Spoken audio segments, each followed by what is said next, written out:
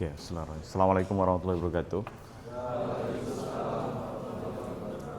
Ya, selamat pagi semuanya. Sebelum kita mulai kita berdoa terlebih dahulu, doanya mulai.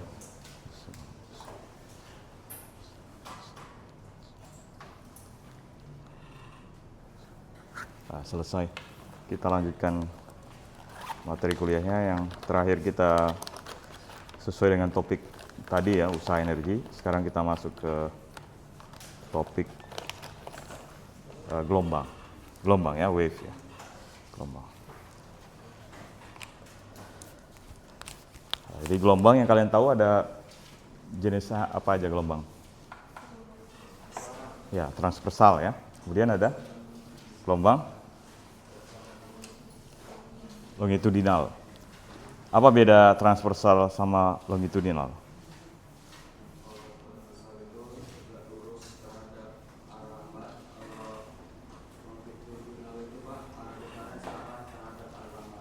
Oke, ya. Jadi kalau dia transversal, contohnya apa? Di embung itu, embung. Yang kalian lihat sore-sore, embung apa itu? Embung C ya. Embung C. Bergelombang kan? Naik turun kan? Nah, itu gelombang transversal ya. Jadi kalau dia bentuknya apa? Gini ya. Arah getarnya slinky sih ya, bukan kayak gini tepatnya, tapi misalnya kita getarkan, dia bentuknya kira-kira gini lah. Jadi arah rambatnya kan di sini, arah getarnya ke atas. Dia getar ke atas, kemudian rambat ke sini. Kemudian kalau dia longitudinal, jadi longitudinal ya misalnya kita buat lurus aja ini. Ya misalkan. Dia arah getarnya, ini kurang tepat karena kita harus buat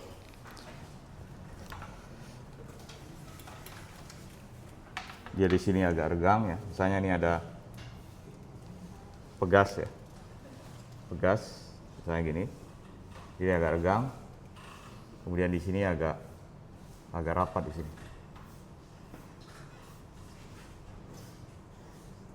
Oke. Jadi ini arah rambatnya ke sini. Kemudian arah getarnya juga ke sini juga. Nah itu. Cuma beda jenis perambatannya aja. Nah, kemudian karena dia gelombang, maka bentuk gelombang itu bentuk yang paling lazim kita nyatakan dengan fungsi apa? Gelombang. Namanya gelombang, berarti ada naik turun kan? Berarti fungsi yang paling cocok untuk menggambarkan gelombang apa? Fungsi apa? Fungsi linear? Apa kuadrat? Atau fungsi logaritmik? Eksponensial? Fungsi apa yang paling cocok? Kenapa? Fungsi apa? Apa? Agak keras. Fungsi apa? Jadi kan kita harus memodelkan dia dengan dengan fungsi. Jadi kalau setiap fenomena fisik itu kita modelkan dengan persamaan matematik atau dengan fungsi. Seperti misalnya hukum Newton. Kan hukum Newton itu kan disampaikan bahwa setiap benda, kalau misalnya hukum kedua kan, benda itu bergantung geraknya itu, percepatannya bergantung terhadap masanya. Berarti gaya setara dengan sebanding dengan massa. Semakin besar masanya, semakin sulit untuk mempercepatnya kan. Kemudian semakin besar gaya yang kita berikan dengan massa yang tetap, maka kita akan dapatkan percepatan yang lebih besar, sehingga kita bisa tuliskan F sama dengan ma. Nah, ini sekarang kita bicara gelombang. Fungsi apa yang paling cocok untuk menggambarkan gelombang? Nah, coba lihat di embung itu. Bentuknya apa tuh? Apakah dia flat airnya? Enggak. Ada riak-riak gelombang ya kan? Naik turun kan? Berarti fungsi yang paling cocok adalah fungsi sinus atau kosinus. Ya kan? Kan sinus kayak gini kan? Kosinus juga bisa. Kosinus fungsinya bentuknya cuma beda fasenya aja. Nah ini gelombang. Jadi gelombang itu kita gambarkan dengan ini. Nah, ini gelombang yang namanya harmonik. Kenapa harmonik? Apa namanya kalau kalian belajar harmonik? Harmonika, bisa main harmonika. Harmonik artinya apa? Kalau di Jakarta kan ada harmoni kan? Ada terminal. Apa? Selaras dia kan? Berarti apa? Tidak ada yang loss. Jadi puncak di sini akan sama terus. Lembahnya juga akan sama terus. Sehingga kalau dia puncak sama lembahnya sama, nah, maka kita membuat definisi dari sini. Dianggap sama ya. Definisi, kalau ini kan gambar saya yang kurang bagus. Definisinya apa? Definisi dari gelombang. Apa definisinya? Untuk dinyatakan satu gelombang, syaratnya apa? Satu gelombang.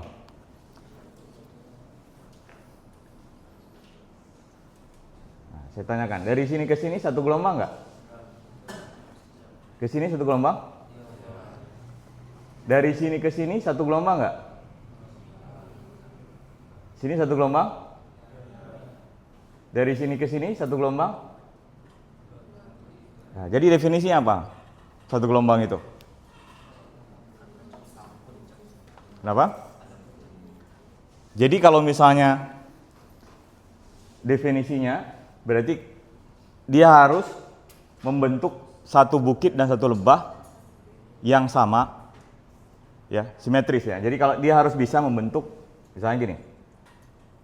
Nah, ini dari sini ke sini, ini satu gelombang kan?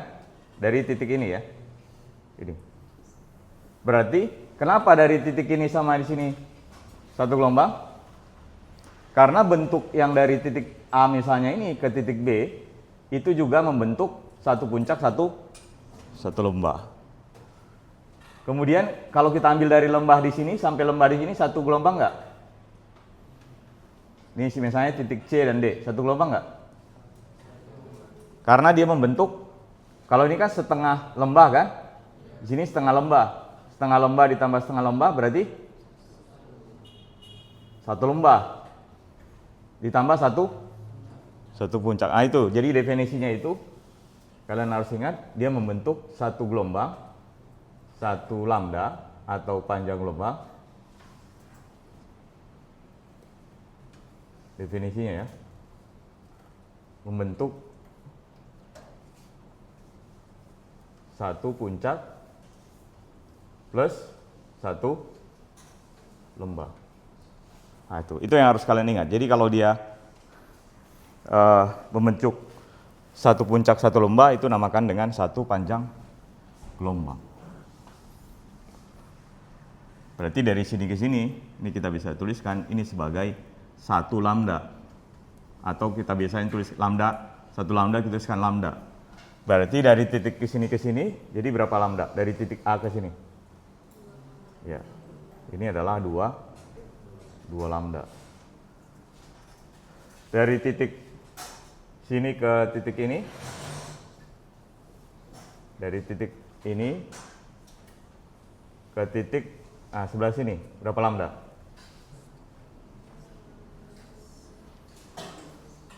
Berapa lambda? Tadi kan 2 lambda nih kan? Sini tambah berapa? Setengah ini? 1/4, ya kan? Jadi kalau dia segini setengah, berarti setengahnya ini 1/4 kan berarti? Berapa lambda jadinya? 2 lambda tambah 1/4 sama dengan berapa lambda? 2/4 9/4 lambda. Jadi dia 9/4 lambda. Jadi dia dari sini ke sini 9/4. Kalau di sini baru setengah. Sini kan? Kemudian sampai di sini 3/2. Kalau di sini lambda. Jadi dari sini ke sini 3 lambda, berarti kalau dari sini ke sini dari sini ke bagian ini adalah berapa? 2 lambda ditambah setengah lambda. Jadi berapa? 2 lambda tambah setengah lambda? 5/2. 5/2 lambda.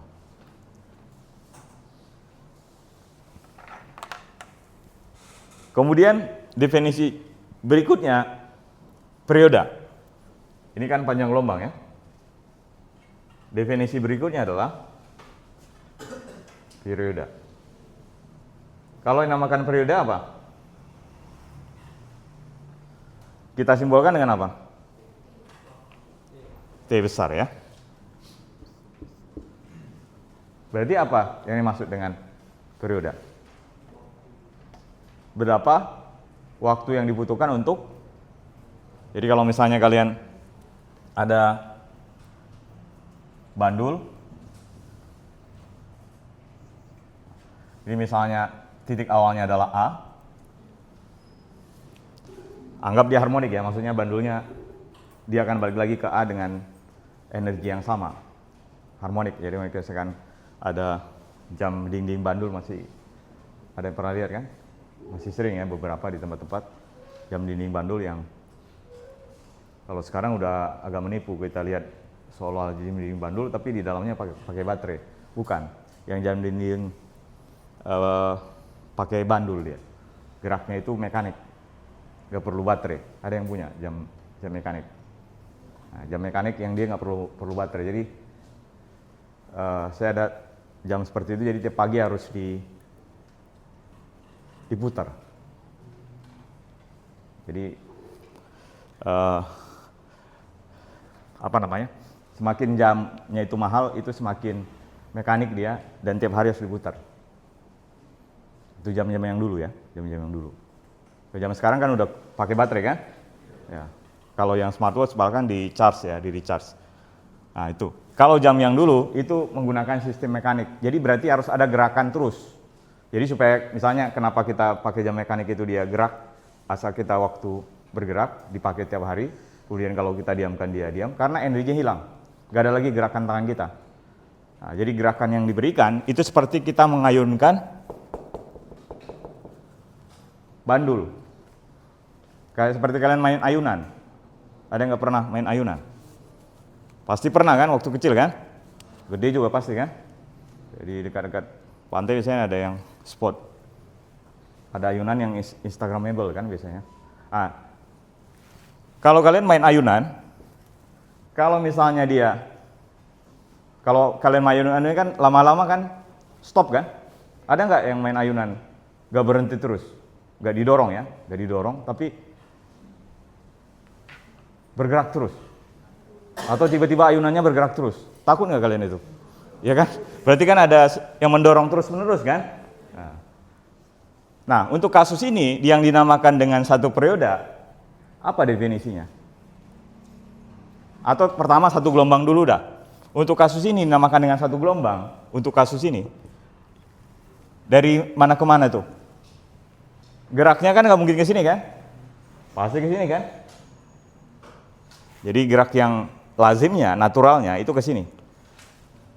Berarti yang namakan dengan satu periode, berarti sampai ke sini, misalnya titik B kan, dan balik lagi ke titik. Nah jadi gini, dari A ke B, kemudian balik lagi ke A. Jadi kalau kalian main ayunan, ingat yang dinamakan dengan satu periode itu adalah pas kalian disimpangkan di sini, biasanya kan bisa kalian sendiri atau ada teman kan, narik kan, anak kecil biasanya tarik, kemudian balik lagi ke dia posisi sebelum didorong.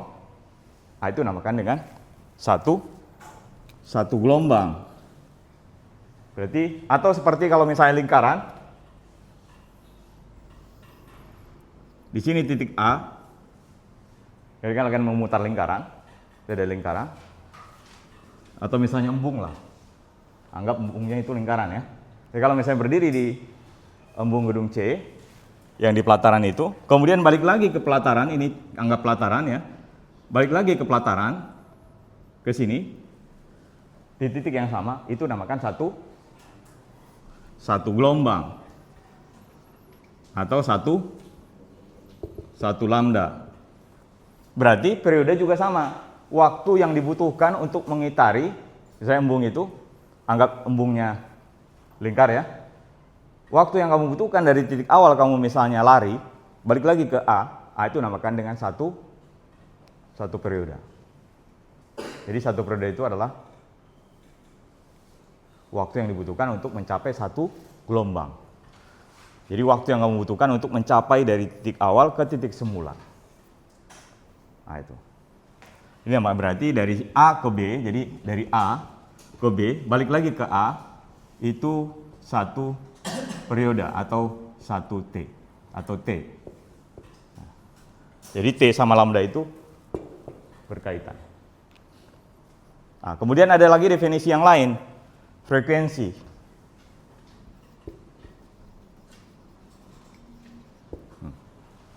Frekuensi. Kalau frekuensi itu berkaitan dengan berapa getaran dia. Ya kayak misalkan ini, berapa ayunannya dalam satuan detik. Jadi kalau misalnya, kalau lari kan nggak mungkin tuh, detik kan? Ada yang bisa lari detik dari embung, nggak bisa. Ini misalnya, ada bandul. Jadi bandul itu misalnya dari A ke B, A ke B, A ke B ya. Dalam satu detik itu berapa? Berapa getarannya? Berapa yang dihasilkan? Frekuensinya. Nah, itu namakan dengan frekuensi. Jadi frekuensi itu kebalikan dengan periode. Jadi frekuensi itu kebalikan dari periode. Jadi semakin lama dia dari A ke B, A ke B, A ke B, berarti periodenya, frekuensinya rendah, ya kan? Berarti lama dia kan? Berarti dia berapa dia kali getarannya itu makin sedikit kan? Karena dia periodenya lama. Tapi kalau periodenya singkat berarti dia bisa menempuh. Kalau misalnya lari kalian misalnya, kalau kalian dianggap periode, berarti waktu yang kalian butuhkan untuk sampai di A itu makin cepat, berarti kalian akan mengitari embung itu makin besar atau makin kecil? Makin banyak nggak kalian mengitari embung? Makin banyak kan? Nah itu juga sama ini. Semakin kecil periodenya, berarti waktu yang kalian butuhkan dari A ke B, balik lagi ke A itu makin singkat, maka kalian bergetarnya di sini itu makin banyak. Nah itu dinamakan dengan frekuensi. Jadi variabel-variabelnya itu ya, variabel-variabel yang kita dapatkan. Berarti untuk kasus ini satu lambda, berarti ini dari titik ini ke sini itu juga sama dengan satu periode. Jadi satu periode.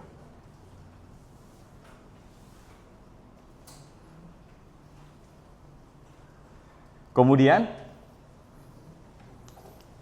yang berikutnya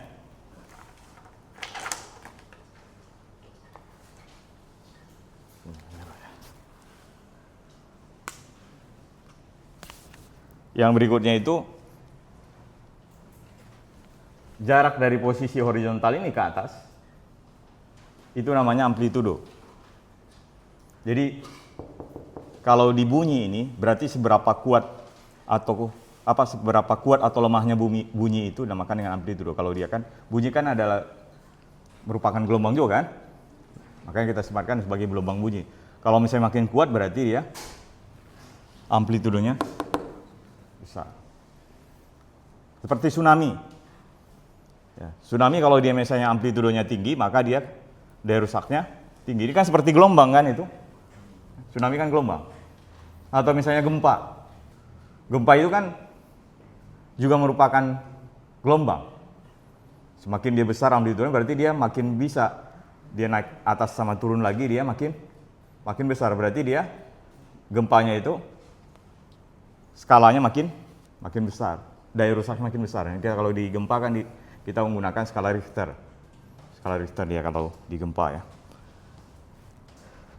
Nah, kemudian apalagi yang paling penting? Kemudian yang titik-titik ini, titik-titik semua di sini, ini kan berubah terhadap waktu kan?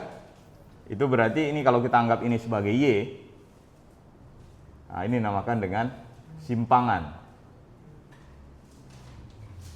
Simpangan. Jadi dinamakan dengan simpangannya. Jadi naik turun. Jadi kalau tali itu kalau kamu naik atas bawah supaya dia bergelombang, itu dinamakan dengan simpangan.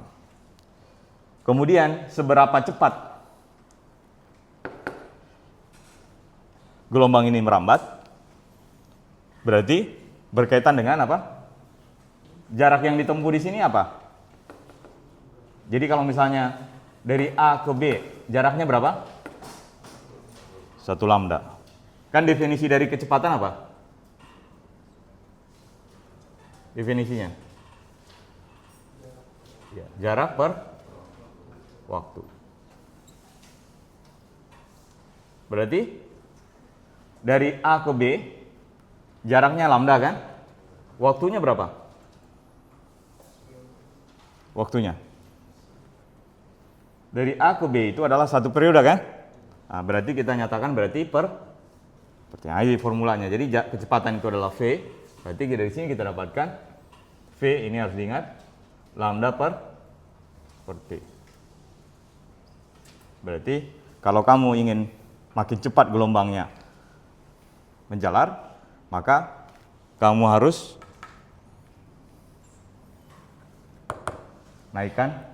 turunkan periodenya.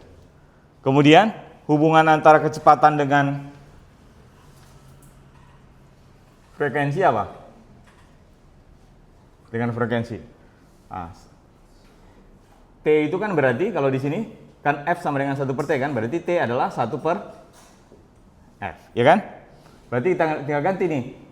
Atau 1/T kita ganti F ya, sama aja ya. 1/T-nya berarti kan ini lambda dikali dengan 1/T. Berarti 1/T itu adalah F kan? Berarti lambda kali F.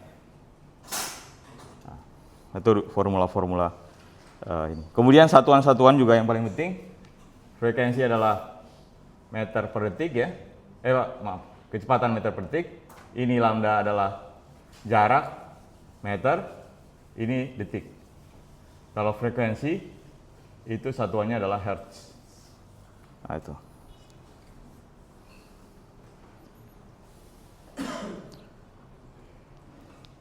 Nah, sehingga bentuk fungsi ini itu kita bisa nyatakan dia dengan persamaan matematik.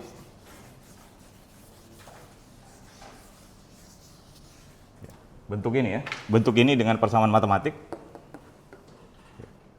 Berarti titik-titik ini namakan dengan simpangan. Berarti dia kita nyatakan dengan, karena kita anggap ini adalah sumbu Y, berarti ini adalah Y, fungsi dari X dan T, jadi Y aja dulu. Nanti kita lihat fungsinya apa aja. Kemudian setelah itu, apalagi faktor-faktor yang mempengaruhi simpangan ini? Simpangan ini semakin besar amplitudenya, simpangannya makin besar atau enggak? Ya. Nah, jadi ini ada konstanta namakan dengan amplitudo. Kemudian bentuk ini sinus atau kosinus?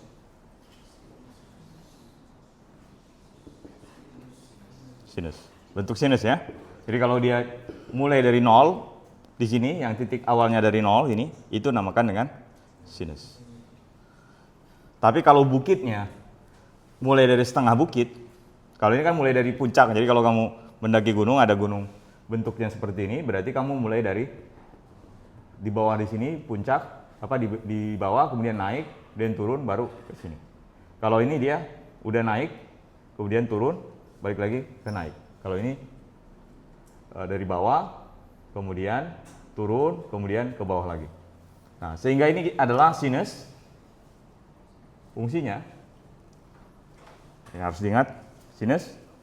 Kemudian yang mempengaruhi bentuk ini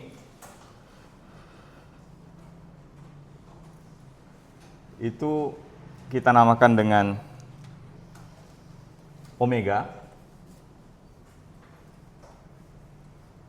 Kecepatan ya, jadi kayak seperti kecepatan sudut, semakin cepat dia. Jadi kalau misalnya ini lingkaran ya, jadi tanggap lingkaran ya. Jadi kalau misalnya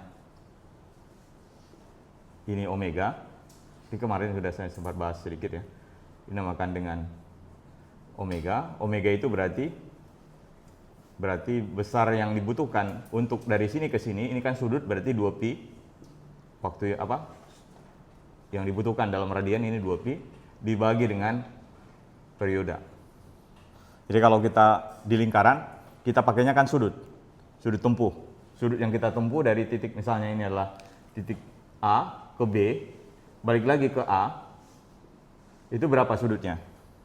360 kan? 360 2pi. Berarti dari sini ke sini, kita sepakat tadi itu adalah satu periode. Berarti namakan dengan frekuensi sudut ini, kecepatan sudut, berarti perbandingan antara sudut yang kita tempuh di sini dalam radian dibagi dengan periodenya. Ini seperti halnya S per T, tapi dalam gerak melingkar. Berarti ini adalah omega. Kemudian omega ini berkaitan dengan simpangan ini berkaitan dengan waktu juga, sebanding dengan waktu. Jadi simpangan ini, titik-titik ini, di mana titik-titik ini berkaitan dengan waktu. Jadi kalau misalnya Y0 ya di sini dia, Y1 misalnya di sini, Y2 dan seterusnya. Semakin dia waktunya makin lama, makin jauh dia gerakannya. Kemudian, ini ada dua tanda, ada minus, kemudian ada plus. Nah, kalau ini kan yang Y-nya di sini, yang X-nya. Nah, kalau posisi X-nya berkaitan dengan ini, berarti jaraknya di sini X. Nanti kita nyatakan di sini sebagai X. Kemudian bentuk ini juga, simpangan ini berkaitan dengan yang kita namakan dengan bilangan gelombang, atau kita sebutkan dengan K.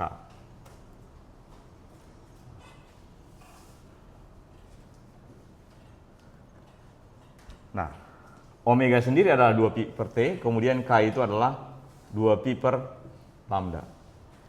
Nah, ini ada 2, ada minus, warnanya saya bedakan, ini ada minus, kemudian ada plus. Nah, yang kalau dia plus, dia merambat atau bergerak ya, merambat sepanjang sumbu negatif X. Kalau ini yang positif, yang negatif, kebalikannya. Yang negatif adalah merambat sepanjang sumbu plus X.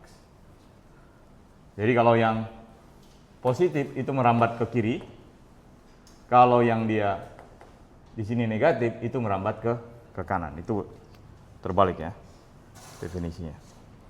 Itu cuman beda di matematiknya untuk menyatakan pergerakan ke kiri atau ke kanan.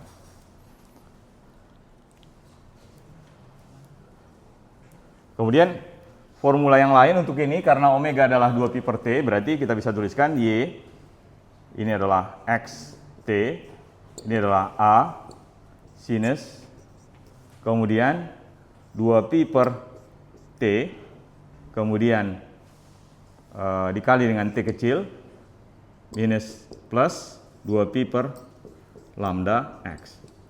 Kemudian karena T juga 2pi F, bisa juga formulanya adalah A sinus 2pi kali F kali T minus plus 2pi per lambda X.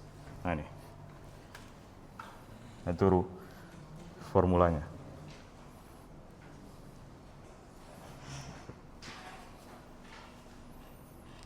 Jadi kalau misalnya ada soal seperti ini, yang ini udah ya, jadi saya hapus.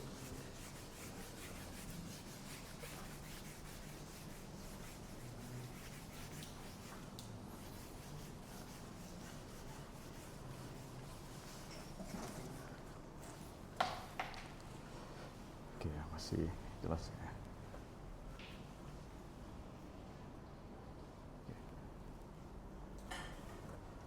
Nah, kalau misalnya ada, misalnya di soal seperti ini, Misalnya Y sama dengan 0,01, kemudian sinus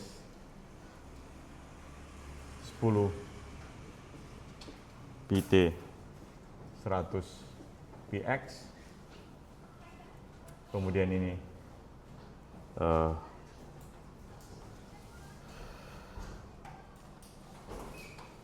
ya, gini misalnya.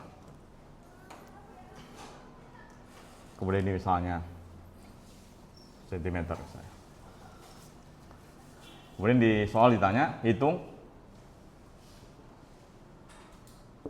A, amplitudo ya. Amplitudo. Kemudian kecepatan sudut. Kemudian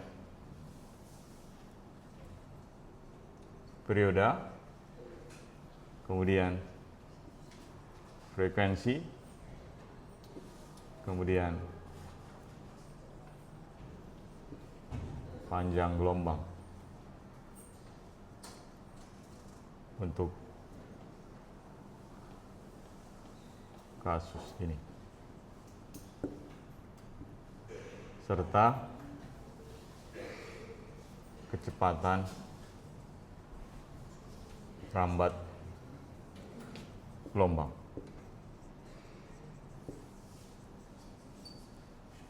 Nah ini misalnya,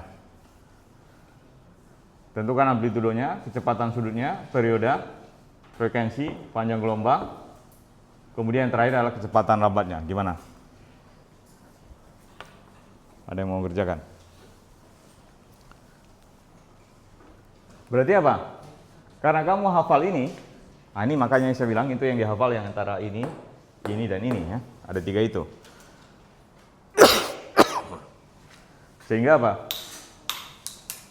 Sehingga kita tinggal mencocokkan aja. Tinggal kita cocokkan gambar apa? Persamaannya ini kan?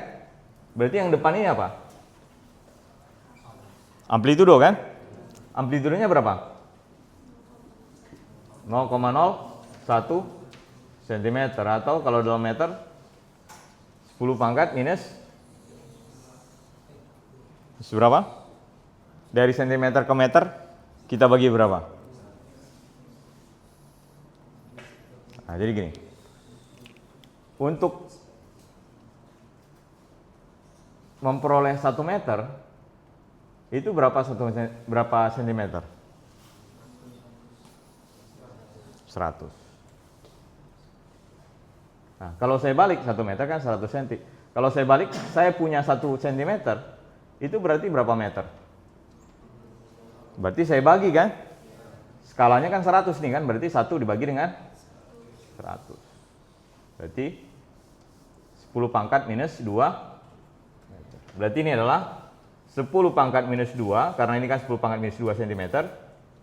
Kita bagi dengan, kalau mau ke meter, kita bagi dengan 10 pangkat 2. Berarti ini adalah 10 pangkat minus 4 meter. Kalau ditanya dalam meter ya. Kecepatan sudutnya berarti omega kan? Omeganya berapa? Lihat di sini, omega yang mana? 10 pi ini kan? Ini berarti omega. Jadi kalau kamu lupa ini aja. A, ini berarti sinus. Kemudian dalam ini adalah omega T minus K X. Nah, tinggal cocokkan aja sebenarnya. Omeganya berarti 10 pi. Itu satuannya adalah radian per detik. Kemudian periodenya apa? Berarti kan hubungan periode dengan ini atau dengan ini nanti ada? Dengan omega kan? Hubungannya adalah omega itu adalah 2 pi per T kan? Berarti apa? Omeganya 10 pi kan? 10 pi adalah 2 pi per T. Berarti dari sini kita dapatkan T-nya adalah 1/5. Biasanya kita bisa nggak buat satuannya dalam detik ya, karena tadi detik, ini berarti 1/5 detik atau 0,2 detik. Kemudian yang berikutnya ditanya frekuensi. Frekuensi berarti apa? Ini bukan 5 ya, nanti salah ini. Frekuensinya berapa? Berarti ingat tadi rumusnya, yang ini. Frekuensi itu adalah kebalikan dengan periode kan, berarti 1/5 kan? 1 dibagi 1/5 berapa? 5 ya. Berarti ini adalah 5. Satuannya adalah hertz. Satuannya hertz. Kemudian apa lagi? Panjang gelombang. Panjang gelombang berarti apa? Lambda. Jadi, ada yang mau lanjutkan? Yang berikutnya? Oke. Nah, berarti lambda kan? Panjang gelombang adalah lambda di sini. Lambda sama dengan apa? Nah, kita lihat hubungannya adalah ini kan? Bahwa yang titik ini, yang bagian ini itu adalah K. Berarti apa? K-nya adalah 100 pi. Nah, K dengan lambda hubungannya nih. Berarti apa? K sama dengan 2 pi per lambda. Berarti lambda adalah 2 pi per K. Berarti apa? 2 pi dibagi dengan 100 pi. Berarti berapa tuh? Ya, 1/50 atau dalam koma berapa? 0,02 meter. Oke, 0,02 meter. Kan 2 bagi 100 ya, 0,02 meter. Kemudian yang terakhir ditanya apa? Kecepatan kan? Kecepatan tadi formulanya apa? Lambda dikali per T bisa, kali frekuensi bisa ya. Kalau kamu misalnya lebih gampang ya dikali dengan frekuensi aja. Berarti lambdanya berapa? 0,0. Frekuensinya adalah 5. Berarti berapa nih? Ya, 0,1. Satuannya meter per detik. Nah itu.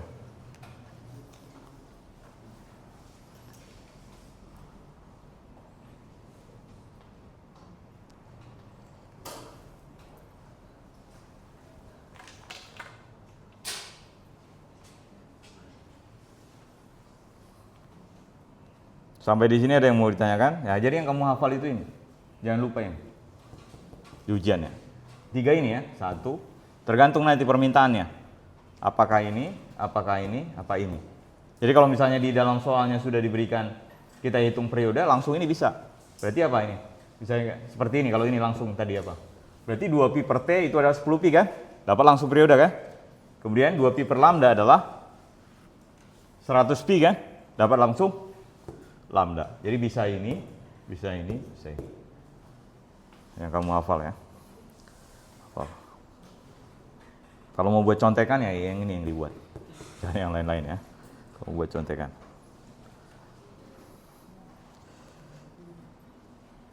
Dan biasanya ini keluar kan? Biasanya. Yang bagian ini.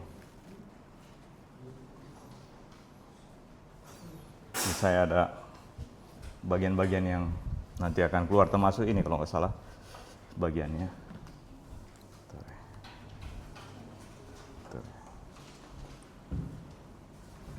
Saya coba cek ya.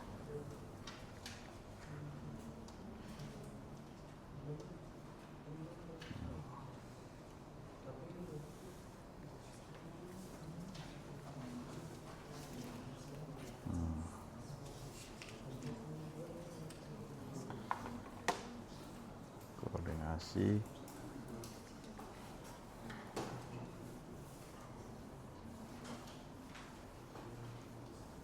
Gelombang.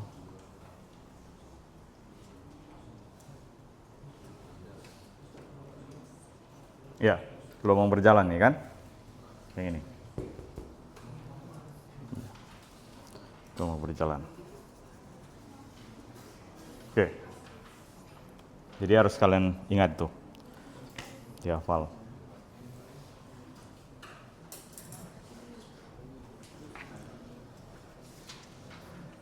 Oke. Ini udah ya berarti? Saya hapus ya? Udah. Oke.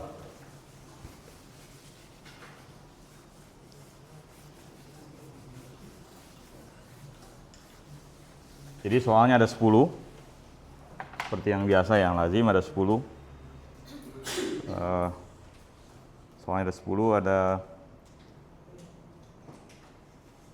6 mudah, kemudian 2 sedang, 2 sulit.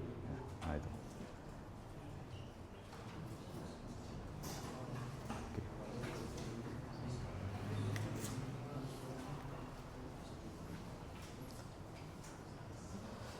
Ini sekedar informasi aja, yang lain ya.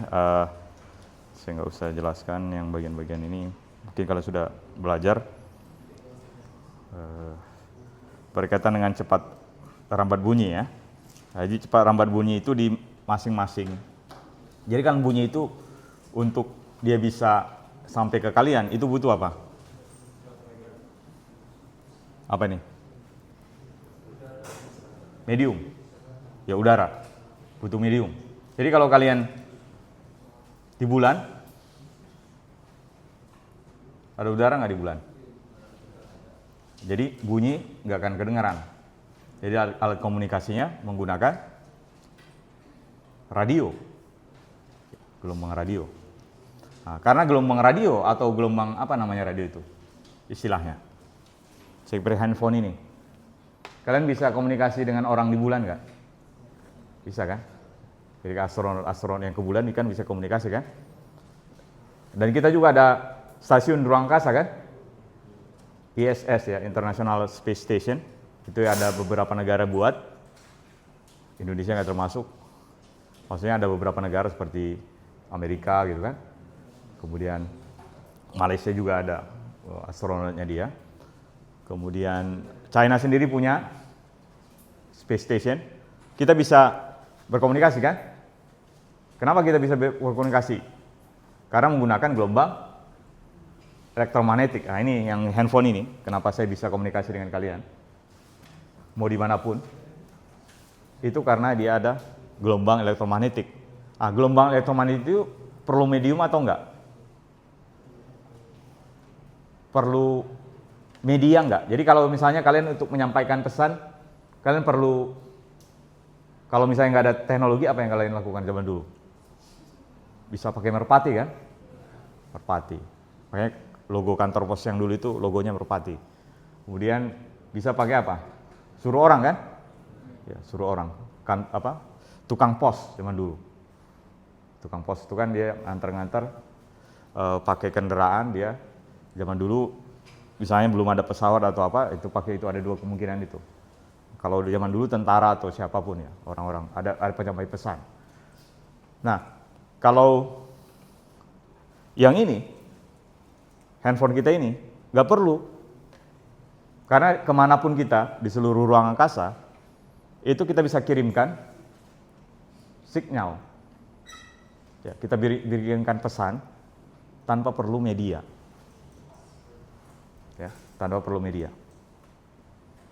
Jadi ini salah satunya, tanpa perlu medium. Nah, itu sama saja dengan cahaya. Cahaya perlu medium nggak? Enggak. Seperti cahaya matahari sampai ke kita kan, itu nggak perlu medium. Nah itu bedanya. Dan cahaya sendiri adalah gelombang elektromagnetik. Nah, khusus kasus kecepatan bunyi, gelombang bunyi, dia perlu medium. Sehingga karena dia perlu medium, maka kecepatannya itu, merambatnya itu akan berbeda di masing-masing mediumnya. Nah, jadi kalau dia pada gas,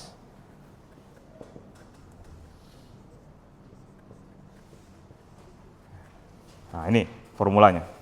Jadi ini berkaitan dengan, ini konstanta namanya konstanta Boltzmann. Kemudian ini berkaitan dengan masanya, kemudian ini berkaitan dengan suhunya, kemudian ini gamma ini tetapan Laplace namanya. Nah, jadi berkaitan dengan ini. Jadi semakin besar suhunya maka V-nya makin cepat, atau semakin kecil masanya maka V-nya makin besar. Nah, ini untuk bunyi di gas. Kemudian ada juga di zat cair ya. Ini sekedar pengetahuan aja, nanti di bagian ujiannya nggak ada, tapi kalian supaya tahu aja. Ya. Nah, di gas itu berkaitan dengan ini namanya modulus bulk, ini namanya modulus bulk. Kemudian rho ini berkaitan dengan massa jenisnya, massa jenis zat cairnya. Jadi makin kecil massa jenisnya maka makin cepat. Ya. Di air bisa kedengaran nggak suara? Ya bisa, tergantung aja ini kan, tergantung densitasnya lebih besar atau lebih kecil. Bisa kok didengar suara bunyi di air ya. Bisa. Tinggal lagi karena misalnya bunyi yang kalian berikan lemah, kemudian densitasnya tinggi, maka nggak nyampe kan, lemah dia. Kemudian apa? Yang terakhir di zat padat. Kalau di zat padat mirip dengan ini, tetapannya aja yang berbeda, konstantanya yang berbeda. Nah, kalau ini modulus Young namanya.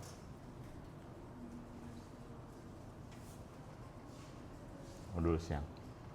Kemudian ini sama ya, densitas juga, densitas zat padatnya, massa jenisnya.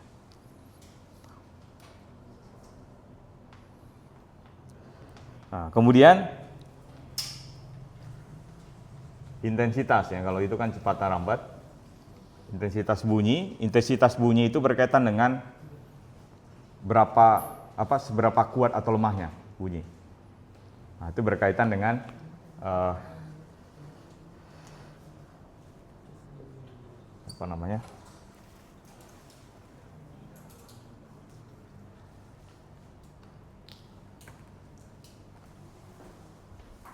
daya. Ini daya namanya. Daya itu seperti halnya kemarin ya, satuan energi per waktu. Kemudian A ini berarti karena dia menyebar bunyi itu secara apa? Kalau misalnya nggak ada hambatan ini, berarti bunyi suara saya akan menyebar secara membentuk bola ya. Bola. Berarti bola itu membentuk permukaan bola. Berarti permukaan bola sendiri adalah 4πr kuadrat. Nah, ini berarti per A, berarti ini adalah P 4πr kuadrat. Nah, jadi semakin jauh dari sumbernya, ini R ini kan jarak ya. Jadi kalau misalnya saya anggap suara saya mantul ke sana, kemudian mantul ke bawah, kemudian ke sana, dan seterusnya membentuk permukaan bola. Ya, permukaan bola. Ini permukaan bola. Permukaannya luasnya semua dalam 4πr kuadrat, berarti seluruh arah ya, bisa atas, bawah, kiri, kanan, semuanya. Semakin jauh dari saya, ya tentunya bunyinya makin kedengaran makin lemah ya. Itu secara alamiahnya ya. Nah, sekarang kita masuk ke intensitas ini, kemudian berkaitan dengan suara, maka kita nyatakan taraf intensitas airnya. Jadi taraf intensitas. Taraf intensitas.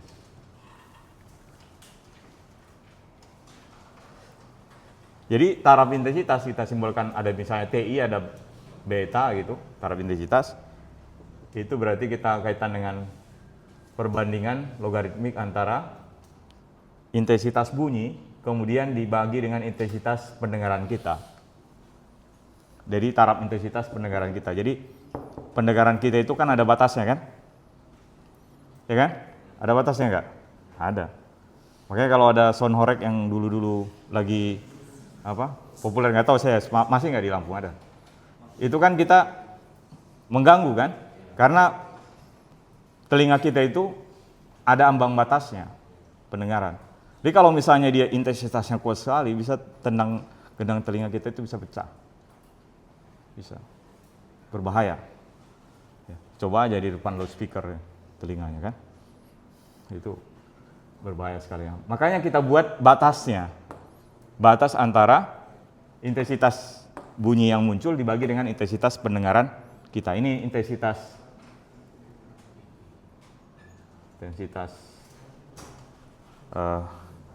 ambang atau batas ya, batas pendengaran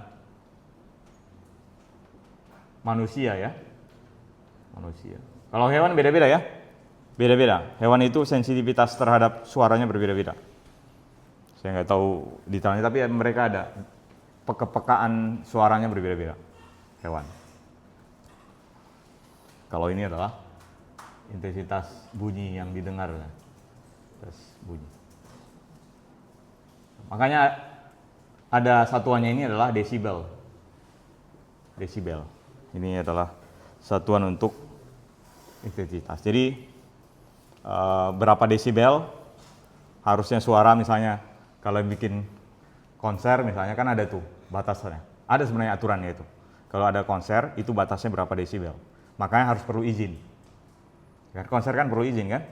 Ya, orang nggak sembarang mutar musik kan, kencang-kencang kan? Karena ada aturannya.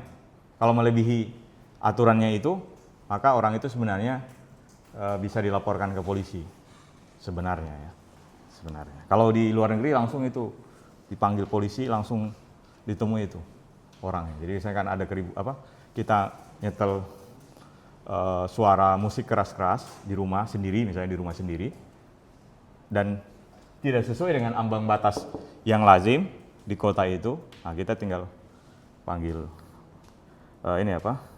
polisi. Kalau di kita makin dikencengin ya, makin dikencengin ya.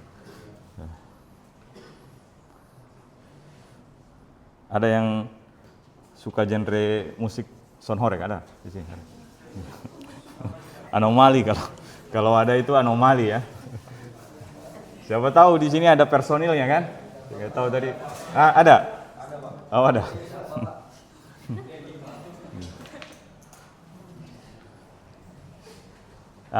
Sekarang kita masuk ke yang berikutnya, efek Doppler ya. Ini ada di, sebenarnya ini sangat lazim sebenarnya. Ini ada di bagian, saya cek itu ada efek Doppler ya. Ada nggak ya?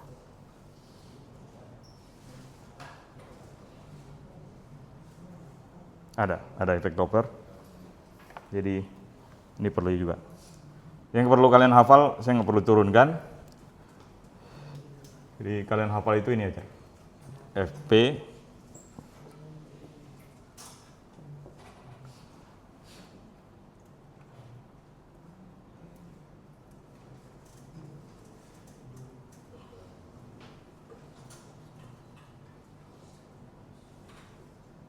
ini Fs. Jadi kalau misalnya di sini ada mobil ini ya, mobil ambulans ya.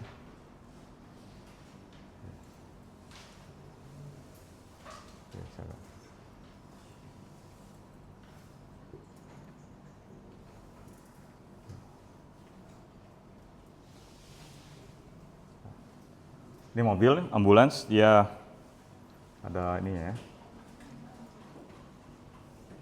mobil ambulans misalnya. Kemudian dia ada orang di pengamatnya di sini. Dia ada pengamat di sini. Ini kita namakan dengan pengamat. Kemudian ini kita namakan dengan sumber.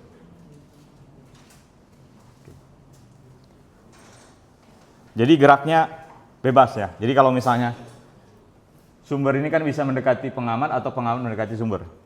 Nah, supaya kalian mendengar, kalian sebagai pendengar kan di situ, atau kita sebut sebagai dengan frekuensi pendengar.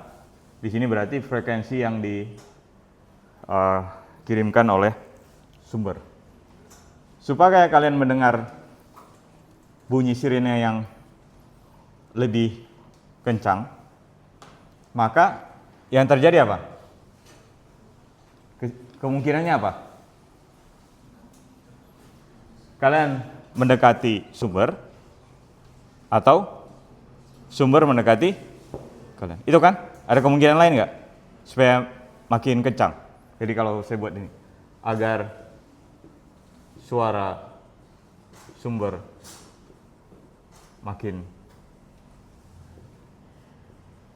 semakin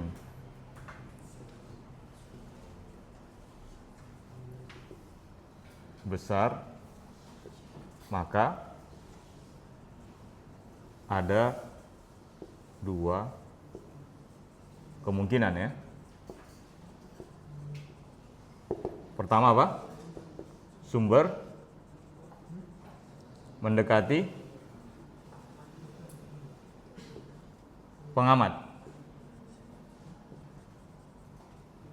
Kemudian sumber pendengar mendekati atau pengamat ya. Pengamat mendekati sumber. Nah itu, hanya dua kemungkinan itu. Sehingga kalau di persamaan ini, berarti kalau misalnya apa namanya? Ya, tadi. Kalau misalnya pengamat mendekati sumber, maka tandanya plus atau minus? Plus. Karena frekuensinya makin naik ketika ini plus kan? Nah, berarti ini kita bisa lakukan pengamat mendekati sumber. Berarti ingat di sini VP-nya ini dia plus. Oke, ingat ya. Jadi yang kamu hafal ini, tapi tanda plus minus itu berkaitan dengan ini. Jadi semua ini makin besar ya tentunya ini harus plus. Kemudian yang satu lagi, berarti sumber mendekati pengamat, berarti apa? Ini berarti kecepatan sumber kan? Berarti tandanya negatif atau plus? Kalau dia sumber mendekati pengamat. Jadi supaya ini besar, ini tandanya negatif atau tandanya positif? Negatif. Iya kan? Jadi misalnya gini, 1/10 kan misalnya plus minus 2 kan? Berarti yang lebih besar apa? 1/10 atau 1/8 yang lebih besar? 1/8 kan? Berarti apa? Tandanya harus apa? Negatif. Nah, jadi ini maksudnya adalah sumbernya mendekati pengamat.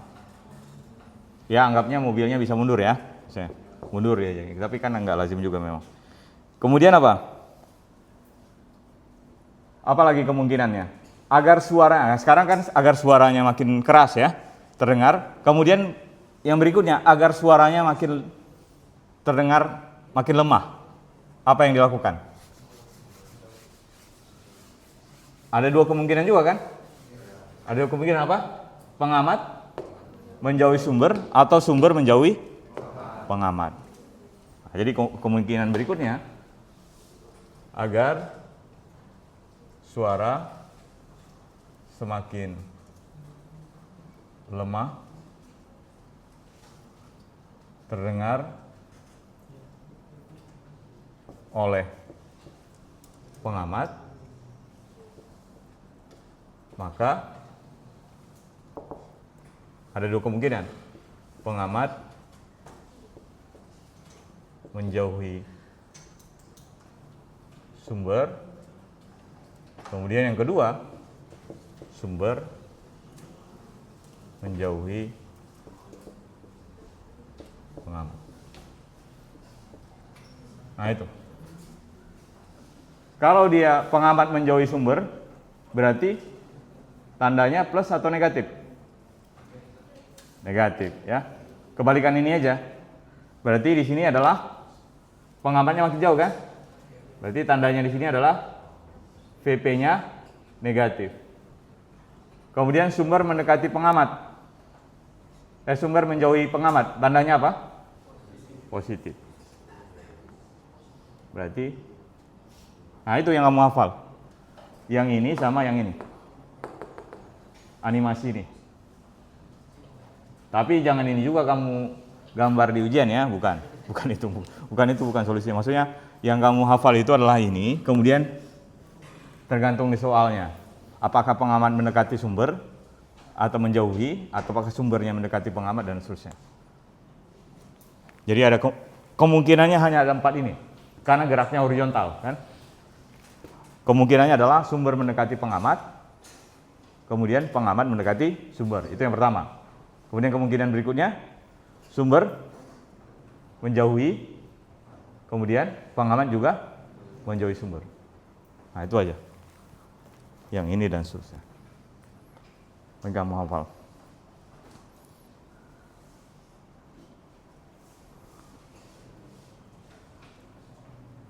Oke, sampai di sini ada yang mau ditanyakan di bagian ini?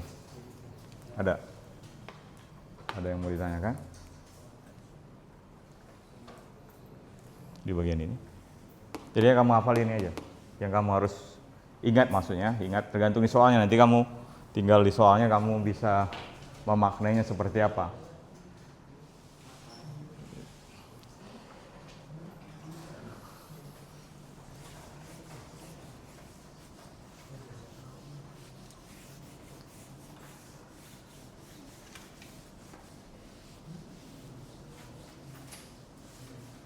Nih kalau sempat nanti saya buat solusi untuk soal yang apa ya, UTS kemarin mungkin ya, saya akan buat.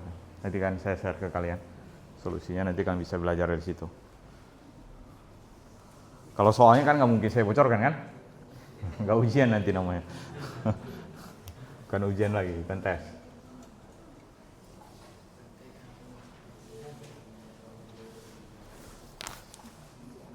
Ya lazimnya aja, kalau misalnya kamu ingin mendengar lebih besar, berarti apa? Yang ini harus lebih kecil kan? Atau ini lebih besar kan? Kalau kamu ingin ini makin kecil, ada dua kemungkinan, memperkecil ini atau memperbesar bagian ini. Nah, itu aja. Itu yang kamu lakukan. Nggak ada lagi pilihan lainnya, karena persamaannya hanya perbandingan ini dengan ini. Kecil ada beda. Ada tambahannya, jadi sih nggak ada tambahan. Anggap ideal ya, anggap ideal. Pada kenyataannya kan nggak seideal ini kan, karena ada udara kan. Nggak seideal inilah, udara itu tidak seideal ini. Jadi, idealnya di fisika kayak gitu. Jadi fisika itu membuat hidup yang ideal, simple, ya. As soon as simple possible ya. Jadi sesimpel mungkin. Sesimpel mungkin. Jadi makanya hukum Newton misalnya, apakah sederhana itu di lapangan hukum Newton? Enggak. Jadi kalau kalian hidupnya ribet, berarti kalian tidak mengamalkan konsep fisika. Ya. Kalau bisa suatu hal itu dibuat simpel, bukan lebih sulit ya. Kalau di politik beda lagi kan, suatu yang simpel jadi rumit. Ya, kalian lihat dari orang berdebat-debat di TV itu, hal-halnya sebenarnya simple itu jawabannya, tapi dibuat rumit ya, biar kelihatan bekerja ya dia, biar kelihatan keren ya. Kemudian kita lanjut ke sedikit tentang termodinamika ya. Jadi kalau nggak selesai nanti kita bahas minggu depan, sekalian bahas soal-soal ya. Termodinamika bagian pertama. Bagian pertama.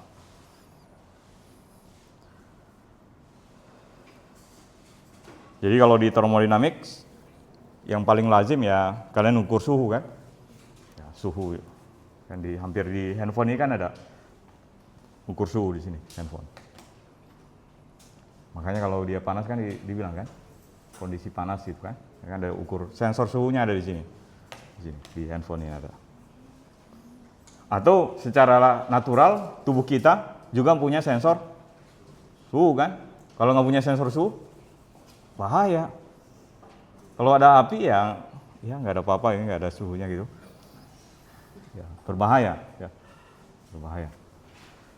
Nah, jadi ada secara lazim di tubuh kita, makanya kalau kita lihat ada teman kita, apakah dia hangat atau kondisi hangat, kita sentuh kan. Ya, kita bandingkan apa? Jadi mengukur itu kita bandingkan apa? Suhu tubuh kita dengan suhu tubuh teman kita yang lagi demam kan, misalnya ada temannya lagi sakit demam, kan dicek kan, dipegang misalnya kepalanya, apakah dia panas atau enggak. Kalau enggak terlalu panas berarti sama dengan suhu kita. Tapi kalau kamu merasa panas berarti apa? Suhunya kamu lebih panas atau dia? Suhu temannya kan? Kan dibanding itu, dibandingkan. Seperti kalian mengukur apa namanya? Apakah es itu dia panas suhunya dingin ya? Es kan harus kasih sentuhan ke esnya kan? Kemudian dibandingkan antara suhu di tubuh kita dengan di esnya. Jadi alat ukur juga sama. Jadi alat ukur juga sama, berarti yang dilakukan oleh alat ukur adalah membandingkan antara apa? Yang dideteksi sensor alat ukur dengan tubuh kita. Nah, kenapa? Itu sebabnya kenapa yang digunakan adalah air apa kalau untuk yang biasa Celsius yang di lab-lab itu. Yang bukan, meskipun digital sebenarnya ada sensornya dalam. Apa yang dipakai? Air raksa. Ada yang pernah minum air raksa? Jangan, jangan, berbahaya. Air raksa, kenapa air raksa yang dipakai? Bukan air aqua atau air apa biasanya kalian minum? Air tripanca atau apa itu? Kenapa bukan air yang dipakai? Karena responnya lambat. Air itu kan misalnya supaya kan kita butuh alat ukur misalnya, ya misalkan gini, air raksanya di sini ya misalnya. Di sini misalnya posisi awal ya, kan butuh alat ukur seperti ini misalnya. Nah ini kondisi awalnya. Kan kita butuh misalnya skalanya, tergantung skalanya kan. Nah, kita butuh dia naik kan, supaya kita bisa baca kan. Kalau air, lama baru naik, butuh 100. Ukur suhu tubuh nggak sampai 100 kan. Udah 100 sudah meninggal orangnya. Ya kan? Suhunya paling 40 berapa gitu. Suhu kita nggak sensitif terhadap suhu. Makanya suhu di Indonesia ini masih enak lah sebenarnya. Di kita ini summer every day. Summernya juga bukan peak summer ya. Peak summer itu bisa sampai 40. 42, 43, 45. Dan nggak ada angin lagi, bayangkan. Nah, di kita masih, di Lampung masih oke lah ya. Dibanding kalian ke Ghana atau ke Kongo atau kemana itu. Nah, kenapa kita pakai air raksa? Karena air raksa itu responnya terhadap suhu itu, dia memuainya itu cepat. Sehingga kita menggunakan air raksa. Jadi dia memuai misalnya untuk skala seperti ini misalnya 100 derajat Celcius. Untuk skala ini 0 derajat Celcius. Ini skala ini berkaitan dengan berapa respon suhunya. Jadi orang dulu membuat ini tinggal dibuat aja responnya. Kalau suhunya sekian, misalnya responnya sekian, itu suhunya 0. Ya, kayak es ya, suhunya 0. Kemudian kalau misalnya dinaikkan, ada skala ini dibuat 100. Jadi itu orang mengukur, membuat skala itu. Kalian kalau membuat skala juga bisa aja. Kalian menggunakan campuran apa gitu boleh. Tapi kan ngapain kan? Udah ada, dan lebih murah lagi kalau kita beli di pasaran. Jadi nggak perlu. Jadi kita menggunakan skalanya termasuk apa? Celcius kan? Kemudian ada juga orang Reaumur, kemudian Fahrenheit. Ini biasanya kalau di Amerika pakainya Fahrenheit dan Kelvin. Nah, tinggal yang lain itu perbandingan aja dengan skala ini ya, skala Celcius ini. Jadi kalau misalnya dari 1 derajat Celcius itu sama dengan 9/5 derajat Fahrenheit misalnya skalanya. Nah, kemudian misalnya perbandingan antara Celcius dan Kelvin, itu Celcius kita tambahkan dengan 273 ya. Itu nggak perlu detail karena itu kan kalian sudah bisa lihat skala-skala ini apa. Tapi yang paling lazim orang gunakan adalah kalau ini di lab-lab pakai Kelvin yang satuan internasional, Kalau di Amerika itu pakainya Fahrenheit, kalau di kita pakai Celsius. Jadi kalau misalnya kalian lihat misalnya suhunya 30 derajat Fahrenheit atau 50 derajat Fahrenheit, itu jangan jangan khawatir kan, suhunya lebih rendah dibanding Indonesia.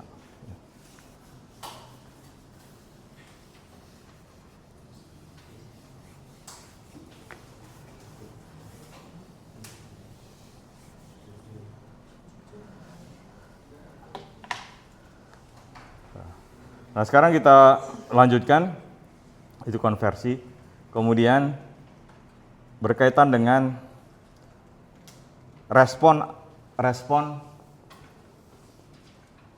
material terhadap suhu ya. Jadi kalau misalnya ada besi, kalian panaskan, maka dia, kalau dia panjangnya misalnya L, seperti yang saya sampaikan di awal-awal, itu akan bertambah atau berkurang?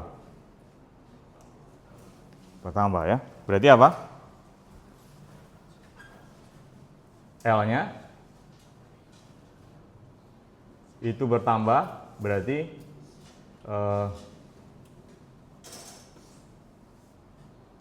L ya, ada pertambahan ya. L dikurang L0. Ya, responnya ya. Atau kita bisa sebutkan aja ini. L-nya itu adalah L0 ditambah dengan, nah ini ada pertambahannya. Ini L awalnya. Kemudian pertambahannya ini berarti bertambah, ini sebanding dengan panjang awalnya. Jadi kalau misalnya panjangnya makin besar atau besinya makin panjang, maka dia tentunya L-nya akan makin besar kan? Ya, akan makin besar. Efeknya juga akan makin besar. Kemudian kalau suhunya makin tinggi,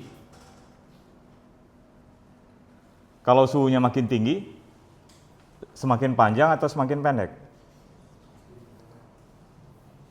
Semakin panjang kan? Sehingga dia sebanding juga dengan suhu. Nah, kemudian ini supaya ini kita tuliskan aja, ini L kurang L0 ya, selisihnya. Kemudian masing-masing material itu berbeda responnya terhadap suhu. Kalau bahan besi dengan bahan aluminium, mana yang lebih panjang biasanya? Atau lebih cepat respon terhadap suhu? Pemuaiannya? Besi atau aluminium? Aluminium lah kan, lebih ringan, lebih lunak kan? Ya. Kalau besi, kalau contohnya aja, kalian masak dengan bahan aluminium dengan bahan besi, mana yang lebih lama masaknya? Besi. Responnya terhadap suhu ya lebih lama. Tapi yang kalau kekuatannya lebih besar besi ya, kekuatannya itu. Nah, berarti ini kita nyatakan dia sebagai alfa ini, karena masing-masing objek itu berbeda responnya terhadap suhu. Kalau kita memuai nggak kalau dikasih suhu? Terbakar ya. Nggak memuai juga kan? Supaya nanti kalau kamu menggunakan konsep pemuaian, supaya kamu makin tinggi ya diberikan suhu yang lebih maksimal. Enggak ya. Kita nggak seperti besi itu kita, badan kita. Daya tahannya juga nggak seperti besi. Sehingga apa ini? Delta L kita sebutkan ini, berarti ini adalah alfa L0 delta T. Nah, jadi makin besar suhunya, pertambahan panjang ini namanya kan pertambahan panjang ya. Tambahan panjang. Pertambahan panjangnya akan makin besar. Ini semakin besar juga ini, alfanya juga makin besar, suhu juga. Jadi panjang awalnya makin besar, tentunya pertambahan panjangnya juga akan makin besar. Nah itu, jadi ini harus kalian. Kalau ini adalah panjang awal. Kalau ini adalah perubahan suhu. Kemudian ini adalah koefisien muai. Muai untuk panjang. Tergantung dimensinya. Kalau muai volume, tinggal kita buat muai luas misalnya, delta A, tinggal ganti aja ini. Delta A ini berarti kita biasanya sebutkan sebagai gamma misalnya. Gamma A0 delta T. Ini kalau ini untuk luas. Kalau ini kan satu dimensi. Kalau dia volume, misalnya kita buat beta V0 delta T. Ini volume. Sama aja sebenarnya. Muai gamma volume.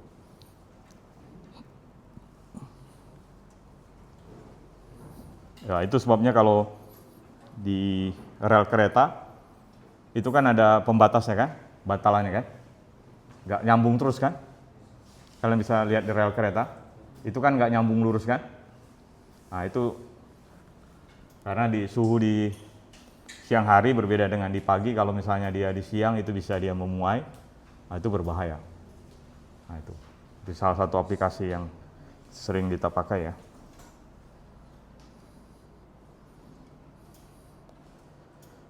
Yang sering ya juga ini kan, lantai kan sering kan? Sering apa namanya? Gembung ya. Nah, itu kan juga salah satu juga penyebab respon terhadap suhu ya dari lantai ini ya. Nah, makanya nggak boleh terlalu rapat sebenarnya. Karena nggak bersih rapat kan? Ya. Semakin dia bentuknya makin besar seperti ini sebenarnya daya muainya makin besar. Sehingga kalau dia makin kecil-kecil itu jarang tuh yang tiba-tiba rusak gitu. Tapi kalau misalnya seperti ini kemungkinan rusaknya justru akan besar. Makanya kita juga nggak buat yang paling gede-gede kan, ininya keramik ini. Nah itu juga sering retakan-retakan, bisa dua kemungkinan, misalnya retakan di tembok, bisa dua kemungkinan, bisa juga karena memuai atau bisa juga gempa kan, memuai juga bisa efeknya.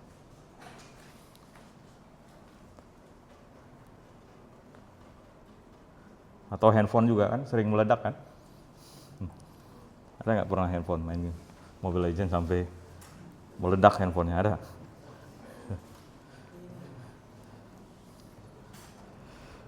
Nah sekarang kita masuk ke berikutnya.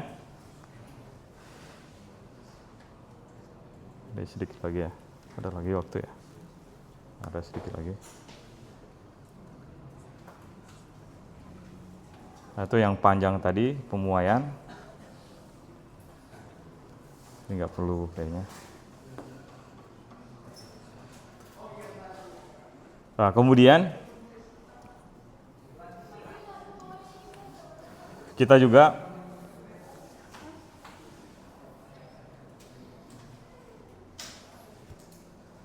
membahas untuk bagian ini terkaitan dengan respon material misalnya. Kemudian kita definisikan sebagai kalor ya. Kalor. Nah, kalor ini dia tentunya sebanding dengan suhu. Semakin besar suhunya, maka dia makin besar kalornya. Kemudian juga ada namakan dengan kalor jenis, kapasitas kalor jenis, kemudian berkaitan juga dengan massa yang kalian bisa ingat sebelumnya ya di bagian kalor ya. Jadi kalau misalnya kita mau dapatkan kalor yang lebih besar ya, suhunya kita naikkan, juga berkaitan dengan kalau di sila ini ya spesifik atau kalor jenis ini, spesifik heat capacity. Oke.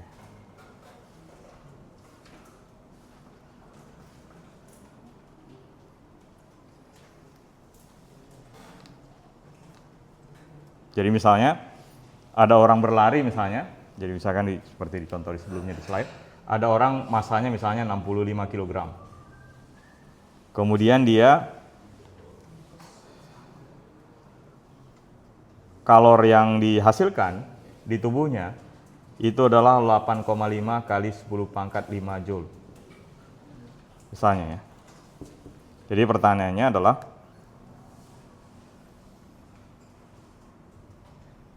berapa kenaikan suhu tubuh tubuhnya, misalnya. Nah, kalau misalnya diberikan C-nya itu 3.500, ini yang suhu tubuh kita ya, kapasitas kalornya,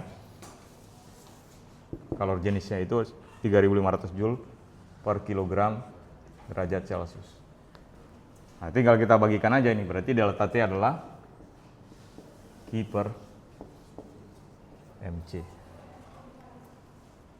Maka kita bisa lihat delta T-nya Ki per mc, kita bagi semuanya ini 8,5 kali 10 pangkat 5, kita bagi dengan masanya 65 dikali dengan 3.500. Nah, tinggal dibagi aja, ini sekitar 3,5.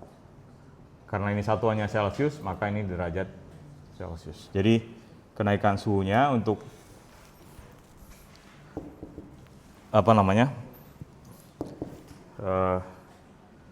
kalor yang panas yang dihasilkan itu 8 kali 10 pangkat 5 Joule. Nah, itu kalian bisa ukur sebenarnya. Kalian biasanya kalau kalian pakai smartphone kan biasanya berapa kalori yang dihabiskan kalau kalian berjalan. Nah, itu ini. Kan ada loss kalori kan? Kita berjalan kan? Berapa kilokalori kan? Ya. Berapa kalori? Kemudian masanya kita berapa? Coba dicek, bisa suhu yang yang diukur di tubuh kita berapa? Suhunya kalau kalian lari kan naik atau turun? Naik.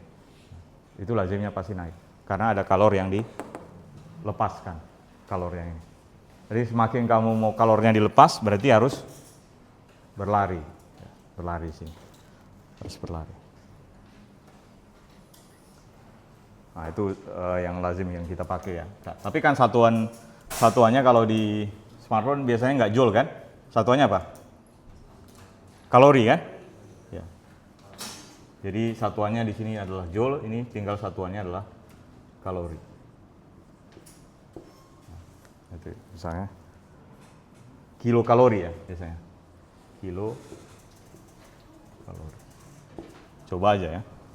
Oke, kalau kalian pakai smartwatch, coba aja lihat di situ berapa kalori kalian lagi lari, atau berapa yang kalian gunakan, berarti ada suhu yang meningkat di sini setiap kalian berjalan atau berlari. Atau sebenarnya walaupun diam juga kita menghasilkan atau mengeluarkan kalori kan? Karena apa? Ya karena kita masih hidup kan? Di tubuh kita ini kan ada mesin kan? Ada jantung kan? Semua kan? Dipompa jantung.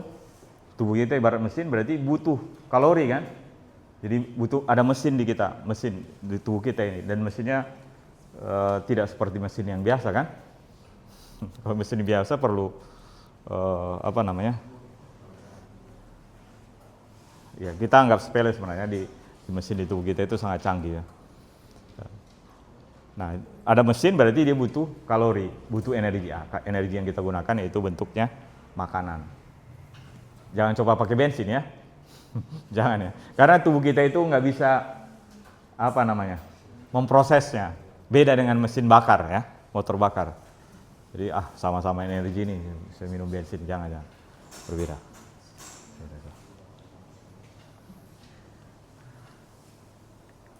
Atau bensin atau minuman keras kan? Kenapa kita dilarang minuman keras? Di kita kan nggak boleh kan? Karena respon tubuh kita memprosesnya itu hampir sedikit sekali manfaatnya di kita ya. Apalagi di Lampung kan, kamu minum dalam kondisi suhu 36, makin panas, ya kan?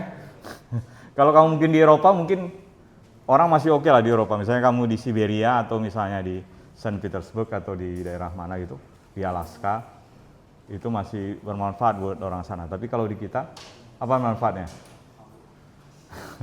Saya nggak tahu manfaat yang mabuk itu apa ya. Nah itu ya, jadi itu salah satu, ini nanti kita bahas sedikit pekan depan, di hari Selasa ya, sebagian ada yang tertinggal. Nah, jadi soalnya itu sekitar bukan sekitar, soalnya ada 10. Materinya semua yang kita bahas di hari ini dan sebelumnya, ada sedikit yang belum nanti saya bahas berkaitan dengan radiasi. Nah, itu aja. Itu materinya.